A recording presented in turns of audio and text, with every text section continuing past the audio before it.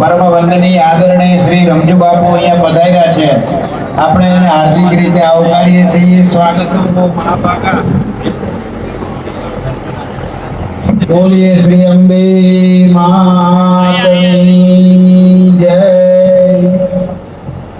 આપણે એની આત્મારામ કૃતધિયા હૃદયે સુબુદ્ધિ શ્રદ્ધા સતામ કુલજના પ્રભવસ્ય લજ્જા તામ ત્વામ નતાસ્મ પરિપાલય દેવી વિશ્વમ। બોલીએ શ્રી અંબે માતની જય। પૂજ્ય બાપુને આપણે બે હાથ જોડીને પ્રાર્થના કરીએ કે આપણને આશીર્વચન પ્રતિષ્ઠાને અનુરૂપ પૂજ્ય બાપુ આપણને એમના વાણી પુષ્પો દ્વારા આશીર્વચન આપે। મોકળાદી દાદા આજે વખતે ગામના આંગણે સમસ્ત ગોહિલ પરિવાર વતી ભગવાન રાજેન્દ્ર સરકાર એટલે કે રામ દરબાર અને રાધા કૃષ્ણ મૂર્તિ પ્રાણ પ્રતિષ્ઠા નિમિત્તે આજે બીજો દિવસ અભિનંદન થઈ ગયું અને એમાં બેઠેલા તમામ યજમાનો ભરતભાઈથી માંડી અને તમામ આચાર્યો ઉપાચાર્યો ગુરુદેવો એમના ચરણોમાં મારા કોટી કોટી વંદન।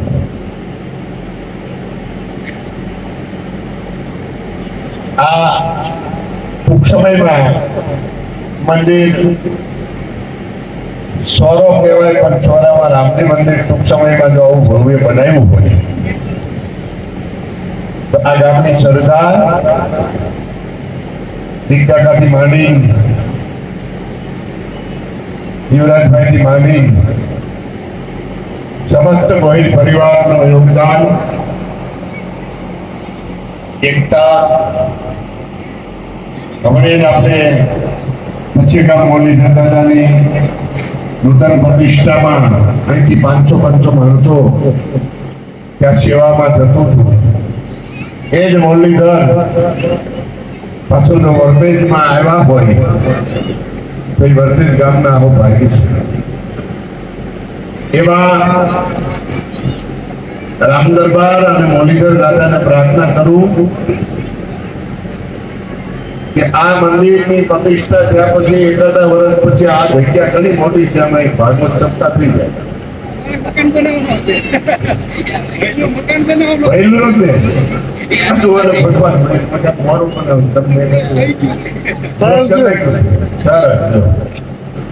જે પ્લોટમાં યજ્ઞ છે એ જ પ્લોટમાં બધું ભૈલુભાઈનું ભવ્ય મકાન થવાનું હોય તો માં ભગવતી ચામુંડાને માં રાજેશ્વરી પરાશક્તિ માં અંબાને પ્રાર્થના કરું કે ભાનુભાઈનું મકાન બહુ સારું થાય, નિર્વિઘ્ન થાય, સંપૂર્ણપણે થાય। આવી પ્રાર્થના સાથે આ એમાં કઈ કહેવાનું નથી, થશે ભોળાભાઈ આ આને ગમે ના ગમતા થશે। મને મગજમાં બેઠું એટલે કઈક પ્રેરણા હોય તો જ શું હોય તો ભોળાભાઈ શાસ્ત્રી કે ભક્તા ઘરના જ છે। ભોળાભાઈ આપણે તો ભગવાનની ખૂબ કૃપા છે કે આવો નિર્દોષપણે આવો સરળ વક્તા મળે નહીં, ગમે એમ હાલે। તો ભોળાભાઈને પણ મારા વંદન, આપ સૌને મારા વંદન, મારી વાણીને વિરમું છું। બધા ભોજનના ચરણોમાં કોટી કોટી વંદન। યજ્ઞમાં બેઠેલા યજમાનોને એટલું જ કહું છું કે આ યજ્ઞ પરિપૂર્ણ થઈ જાય પછી વ્યસન થઈ ગયું